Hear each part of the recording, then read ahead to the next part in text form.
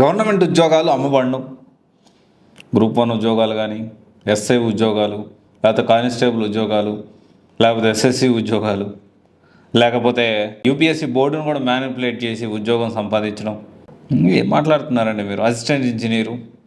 So ఏం మాట్లాడుతున్నారు ఏంటంటే ఇది ఈరోజు ఒక ఇన్సిడెంట్, 2 రోజుల క్రితం ఒక ఇన్సిడెంట్ జరిగింది. 114 మంది విద్యార్థుల్ని అరెస్ట్ చేశారు. 3 బస్సులు వెళ్తూ ఉన్నారు. ఎక్కడికో తెలుసా?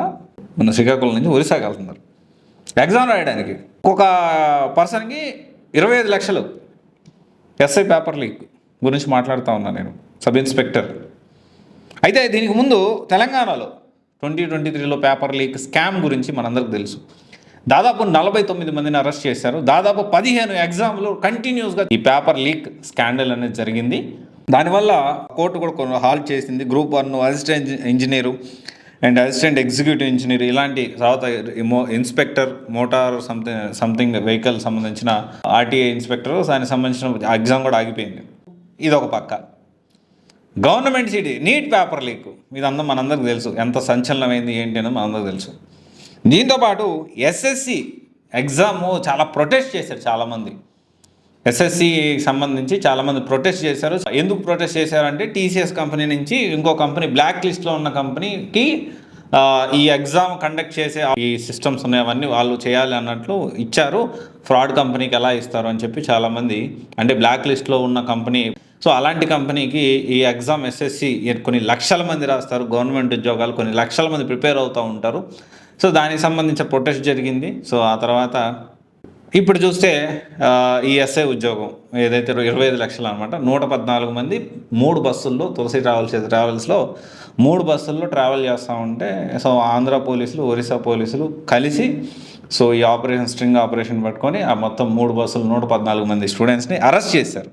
At the same time software ఉద్యోగాలు చూసుకుంటే ఒక పక్కేమో విపరీతంగా ఉద్యోగాలు ఉన్నాయి. ఇప్పుడు 4th క్వార్టర్ కదా, సో 4th క్వార్టర్ అంటే లాస్ట్ 3 months బాగా ఇంత మేము రిక్రూట్ చేసుకుందాం అనుకుంటున్నాం. 2026లో ఇంత భారీగా రిక్రూట్మెంట్ అనేది అన్ని ఎంఎన్సీ కంపెనీస్ దీనికి సంబంధించి చెప్తూ ఉంటాయి. At the same time back డోర్లో ఉద్యోగాలు అమ్ముడుపోతున్నాయి అని చెప్పి చాలామంది స్టూడెంట్స్ అన్ని ఉద్యోగాలు బ్యాక్ డోర్లోనే అమ్ముడుపోతున్నాయి అన్నాయి. ఎంత కష్టపడి చుక్కమని అంటే వేర్ వీఆర్ హెడ్డింగ్.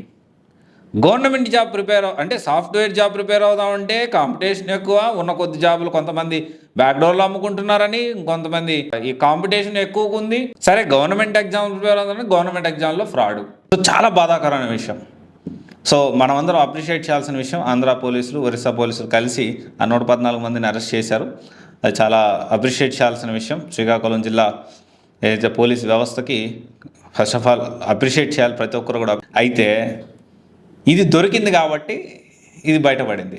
దొరకనివి ఇప్పుడు మన గ్రూప్ 1 కూడా అదే కదా, తెలంగాణ గ్రూప్ 1 సంబంధించి కూడా ఉద్యోగాలు అమ్ముకున్నారని ఒక పక్క వార్తల్లో, మీడియాల్లో సో కోడే కూస్తూ ఉన్నాం. ఒక 2 సెంటర్ నుంచి ఇన్ని ర్యాంక్స్ ఎందుకు వచ్చారు, ఉద్యోగాలు అమ్ముకున్నారు, 3 కోట్లు ఏదో చెప్తా ఉన్నాం, 2 కోట్లు 3 కోట్లు అని ప్రచారాలు జరుగుతున్నాయి. ఎంతవరకు నిజం అనేది సో టైం విల్ డిసైడ్. ఈరోజు కాకపోతే రేపైనా బయటపడుతుంది. అట్ ద సేమ్ టైం మన ఆంధ్రాలో చూసుకుంటే గ్రూప్ 1 రిక్రూట్మెంట్ అయిపోయింది. కానీ రిక్రూట్మెంట్ అయిపోయిన తర్వాత తెలిసిన విషయం ఏంటి అంటే ఈ పేపర్ కరెక్షన్లో క్వాలిఫైడ్ కాని అభ్యర్థులు ఏదో ఫార్మాలిటీగా చేశారు, క్వాలిఫైడ్ అభ్యర్థులు చేయలేదని దానికి సంబంధించి కొంతమంది అరెస్ట్ కూడా జరిగింది. అది అట్ట జరుగుతుంది.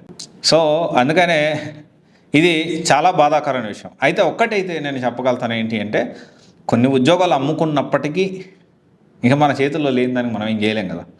కానీ ఇదే ఉద్యోగాలు అమ్ముతాము, గ్రూప్ 1 ఉద్యోగాలు అమ్ముతాం, ఐఏఎస్ ఉద్యోగాలు అమ్ముతాం, లేకపోతే ఆ రైల్వే ఉద్యోగాలు అయితే విపరీతం ఫ్రాడ్ జరుగుతాం, రైల్వే ఉద్యోగాలు మీకు క్వశ్చన్ పేపర్ ఇచ్చేస్తామని, ఎస్ఐ ఉద్యోగాలు, కానిస్టేబుల్ ఉద్యోగాలు, పక్కా జాబు 30 లక్షలు 40 లక్షలు అని చెప్పి ఇలా చాలా ఫ్రాడ్లు కూడా జరుగుతూ ఉంటాయి. చాలా వరకు బయటికి రావు. ఎందుకంటే వీళ్ళు కూడా మోసపోయి వీళ్ళు చేసేది మంచి పని కాదు కదా, అంటే ఈ ఫ్రాడ్ కదా, వీళ్ళు ఇవ్వడం కూడా తప్పే కదా. వీళ్ళు ఇచ్చి పేపర్ కొనుక్కోవాలనుకోవడం, ఇచ్చి ఉద్యోగం కొనుక్కోవడానుకోవడం కూడా కేసే, బయటికి రాదు. సో జాగ్రత్తగా ఉండండి. సో ఇట్లాంటి దళారీలు ఇప్పుడు ఎప్పటికైనా ముందైనా వెనకాలైనా ఖచ్చితంగా దొరుకుతారు. సో సాధ్యమైనంత వరకు మన ప్రయత్నం మనం చేయాలి. ప్రజెంట్ అయితే పరిస్థితి ఇలా ఉంది. సో ఇక నేను ఇంకా ఎక్కువ మాట్లాడలేకపోతా ఉన్నాను. కానీ గవర్నమెంట్ ఉద్యోగం ప్రిపేర్ అయ్యేవాళ్ళు కానీ, సాఫ్ట్వేర్ ఉద్యోగం ప్రిపేర్ అయ్యేవాళ్ళు, ఒక మంచి జాబ్ కోసం ప్రిపేర్ అవ్వాలి. ఒకటే గుర్తుపెట్టుకోండి, కొంత నెగిటివిటీ, కొంత నెగిటివ్ షేడ్ ఇలా జరుగుతున్నప్పటికీ సో పాజిటివ్గా మనం ఆలోచన చేసి కష్టపడేవాడు కూడా ఉద్యోగాలు వస్తాయి అని దృఢంగా నమ్మి మనం ముందుకెళ్ళడం అనేది మంచి విషయం. పాజిటివ్గా ఆలోచించండి. Let's not deviate. సో చిన్న చిన్నవి అవుతూ ఉంటాయి. ఈరోజు కాకపోయినా రేపైనా బయటపడుతూ ఉంటాయి. ఓకేనా, జాగ్రత్తగా ఉండండి. ఎనీవే, సో ఇదైతే బాధాకరమైన విషయం. మధ్యతరగతి వాళ్ళు ఇంకా డౌన్కి వెళ్ళిపోతూ ఉన్నారు. డబ్బున్న వాళ్ళు ఇంకా డబ్బు ముందుకు వెళ్ళిపోతూ ఉన్నారు. Anyway, thank you.